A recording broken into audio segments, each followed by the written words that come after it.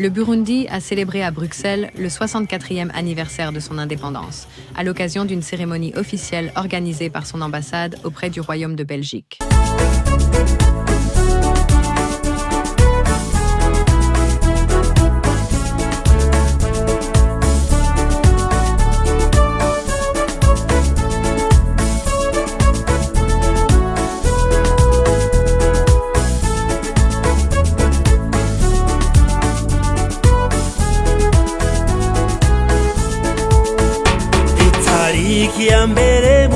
Un moment de mémoire, de rassemblement et de coopération qui a réuni de nombreuses personnalités diplomatiques, des représentants de la diaspora burundaise, ainsi que plusieurs partenaires internationaux.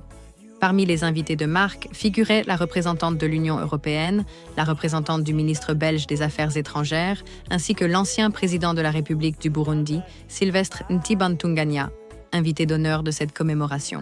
Prenant la parole, l'ambassadeur du Burundi à Bruxelles a rappelé que cette date historique demeure un symbole fort de la liberté et de la dignité du peuple burundais. Il a rendu hommage aux figures emblématiques de l'histoire du pays, notamment le prince Louis Rwagasore et le président Melchior Ndadaye, avant de mettre en avant les progrès réalisés en matière de paix, de cohésion sociale, de gouvernance et de développement économique.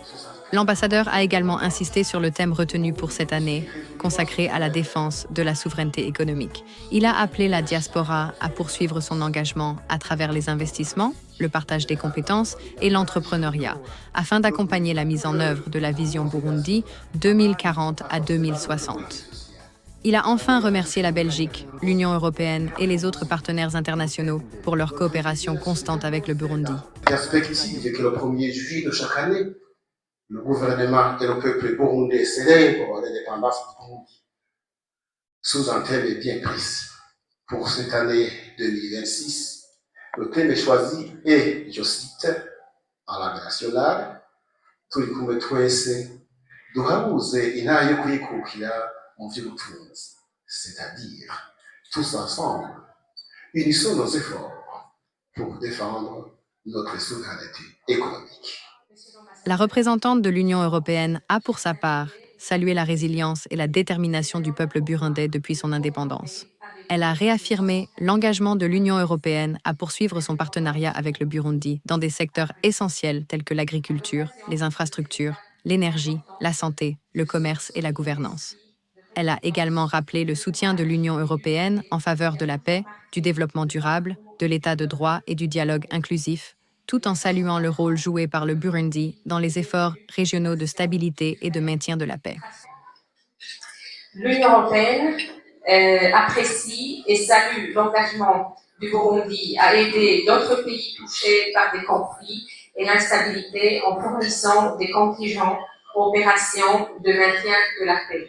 Au nom du ministre belge des Affaires étrangères, la représentante du Royaume de Belgique a souligné la solidité des relations entre les deux pays. Elle a mis en avant une coopération fondée sur le respect mutuel et tournée vers l'avenir, notamment dans les domaines de la santé, de l'éducation, de l'agriculture, de la formation professionnelle et de la gouvernance. Elle a également salué le rôle du Burundi sur la scène internationale, en particulier sa présidence de l'Union africaine, tout en encourageant la poursuite des efforts en faveur de la démocratie, des droits fondamentaux, du dialogue et de la paix dans la région des Grands Lacs. Cette coopération trouve aujourd'hui une résonance particulière avec le rôle que joue le Burundi sur la scène internationale. En assurant actuellement la présidence de l'Union africaine, le Burundi porte des priorités majeures: l'accès à l'eau et à l'assainissement comme levier fondamental de la santé publique et de la sécurité humaine. Dans son intervention, l'ancien chef de l'État a rendu un hommage appuyé aux héros de l'indépendance, saluant leur engagement et leur sacrifice pour l'accession du Burundi à la souveraineté le 1er juillet 1962. Il a invité les jeunes générations à préserver les valeurs d'unité, de patriotisme et de responsabilité qui ont guidé les pères fondateurs de la nation. Mais aussi ceux qui sont ailleurs, qui pourraient me suivre. Acceptons de nous ressourcer dans les propos prononcés par le prince Louis Rwagasore et de nous évaluer aujourd'hui par rapport à comment nous nous comportons par rapport à la vision qu'avait le prince du Rwagasore. Les différents intervenants ont enfin rendu hommage à la diaspora burundaise, considérée comme un acteur essentiel du développement national et un véritable trait d'union entre le Burundi, la Belgique et l'Europe. Excellence, je me permets de vous remettre à Colomb la médaille de la paix. Avec plaisir.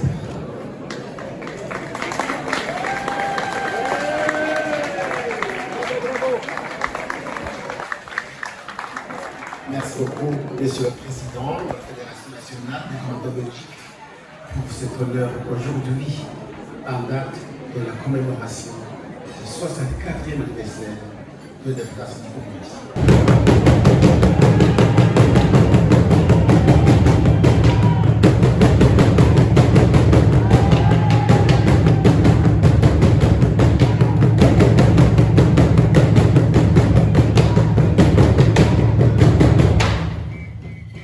Ponctuée par des prestations culturelles et des moments de convivialité, cette célébration du 64e anniversaire de l'indépendance a illustré la volonté commune de renforcer les liens d'amitié, de coopération et de solidarité entre le Burundi et ses partenaires.